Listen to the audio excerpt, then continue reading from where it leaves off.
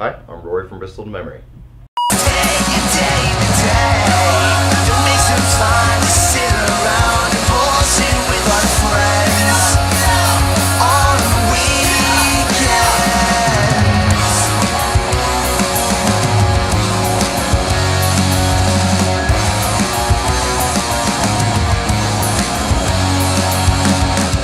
Like what inspired me into being a musician, because I always had my dad, and he was always playing, and I had my older sister that was really into like punk rock, and so I would always, go to her for like the freshest tracks and like the cool bands, and then I would sit and I'd listen to my dad play and listen to Van Morrison and songwriters and Bob Dylan and stuff like that.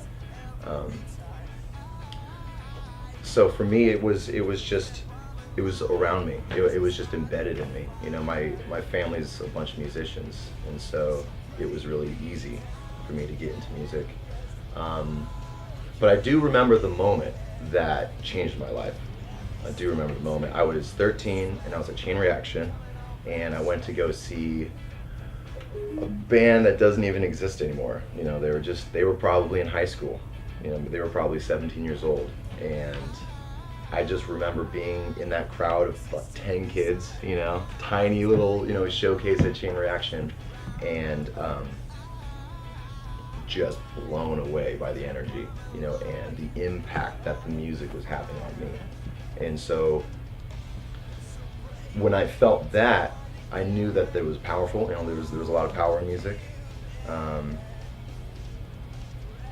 And I wanted to just express everything about who I was through it. As a kid, I started playing guitar when I was about 11. I wasn't any good. It took me a long time to get up to speed. So I was self-taught for the most part. My dad always played. He showed me chords here and there. But I would always just kind of retract to my room, and I would sit and I would listen to bands like Taking Back Sunday and Brand New and Lagwagon and Meloncolin, and I would sit. I'm a little obsessive, I'm obsessed with music, and so I would sit in my room and I would put headphones on and I would just try to hear the note, I would try to find that chord, and I would just go, up the scale, up that, okay, here it is, that's that chord, cool, and then I'd stop, plus rewind, go to like the next 5 seconds of the song, and I would do that for hours and hours. And it was bands like that that really brought me into the music that I play today. My first show, my first real show, I remember very well. I was 18, and I put together a show at a posy shop up the street, and there was like, I don't know, 20 people. It was all my friends, my parents, and I probably brought up my aunts and uncles and stuff like that.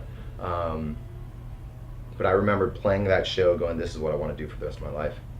It was the best feeling that I'd ever experienced. Just being able to play, do what I love to do, and interact with people that I love and care about, and it's reciprocal. And that feeling that you get from that moment, it's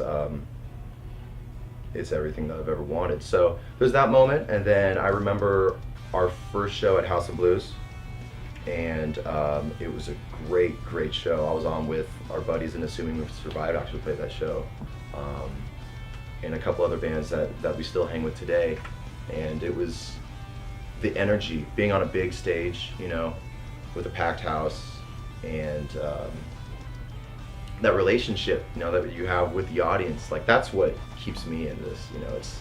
It's that feeling that you get when you're with a group of like-minded individuals and you're all bearing your soul, through music.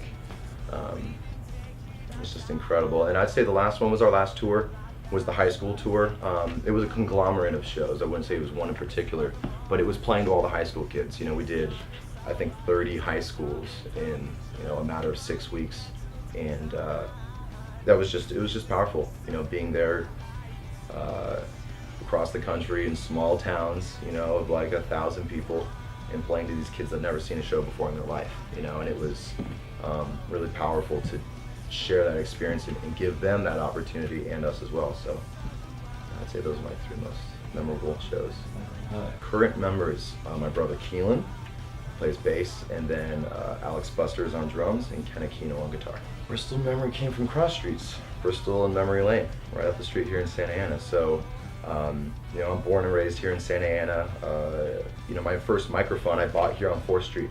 Like my first recording mic, I rode my bike, I was like 12 years old, and I had a tape deck, like a boombox, and I hung a microphone from the ceiling like through a hanger. I think I put like a hanger on the ceiling and then like draped a microphone down and sang and recorded it and like gave the tape to my first girlfriend, you know, something like that.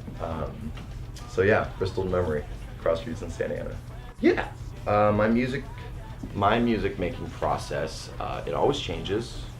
It's never consistent. I'm always trying new ideas and different forms of writing, or else I kind of get bored if I do the same thing over and over again. So lately I've been writing the music first, focusing a lot on the arrangements and just trying to make it as musically sound as possible. Where when I first started writing, I always started with my lyrics first.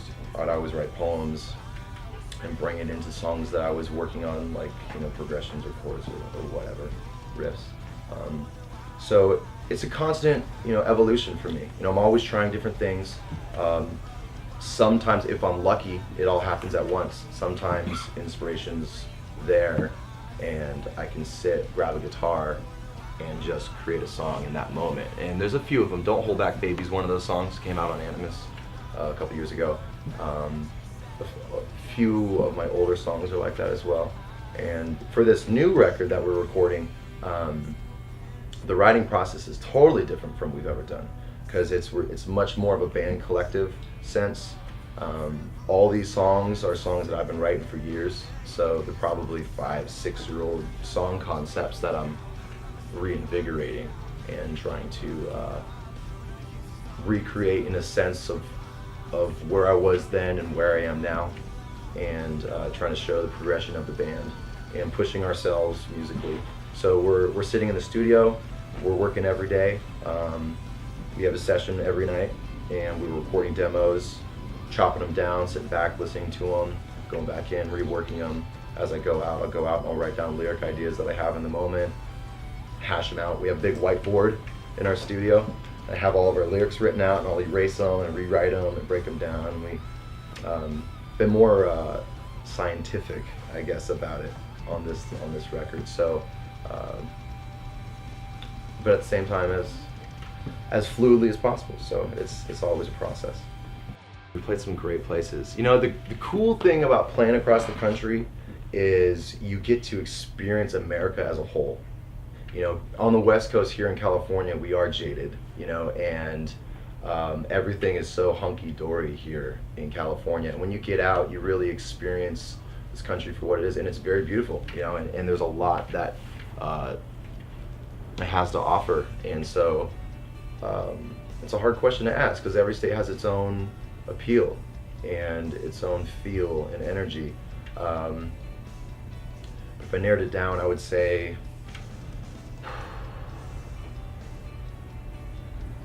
maybe New York. We had some cool shows in Brooklyn. In Texas, you know, Austin, Texas. We've all, you know, because we always go up to South by Southwest. And Texas is a great state. It really is. Everything's much bigger in Texas. So yeah, I'd say those two. I don't know. For me, as I've been playing, you know, the longer I've been playing and the deeper I get into this, I realize how important music is to this world and to society and to trying to evolve as humans, as humanity.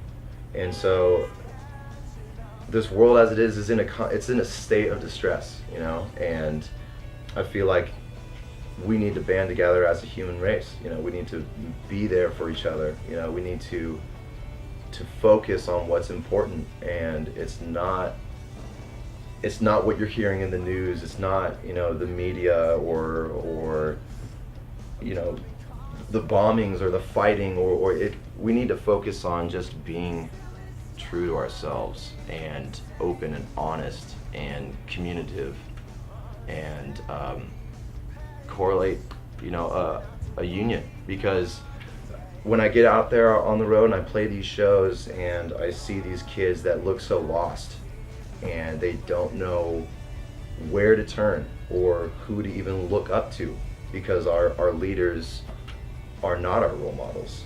And I feel like for any kid that's out there that is questioning those ideas, we need to look inside of ourselves. You know, we need to see who we truly are as humans, and we need to respect each other and give back as much as we can. 'Cause that's the only way the world's going to change. Anyone that's interested in being a musician, just get out there and be a musician. Get out there and go play a show. Get out there or go to a show. Meet musicians. Talk to musicians. You know, till this day, I watch bands and absorb everything they're doing on stage. I'll see like, okay, maybe I like what that lead singer's doing, or maybe I like this. I'm always learning, from every musician I meet. From the highest class musician to a young starter, because everyone has something to offer. Especially in this world, we need to pay attention to each other. And so, for a young musician, I would just say get out there. Get out there. Talk to musicians, be positive. If you're nervous about getting in front of people, just start playing in front of a mirror. Start playing in front of your mom or your brother or anybody that wants to listen, because your voice is important and it needs to be heard.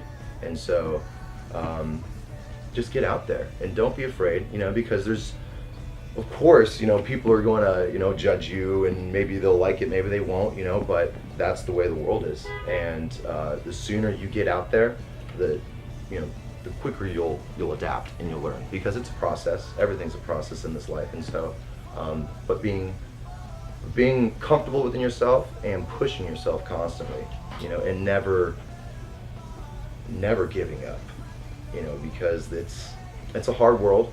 And being a musician is not the easiest life to live, but if you're passionate about who you are and what you do, you are doing the right thing. And listen to that inner voice and just keep on going.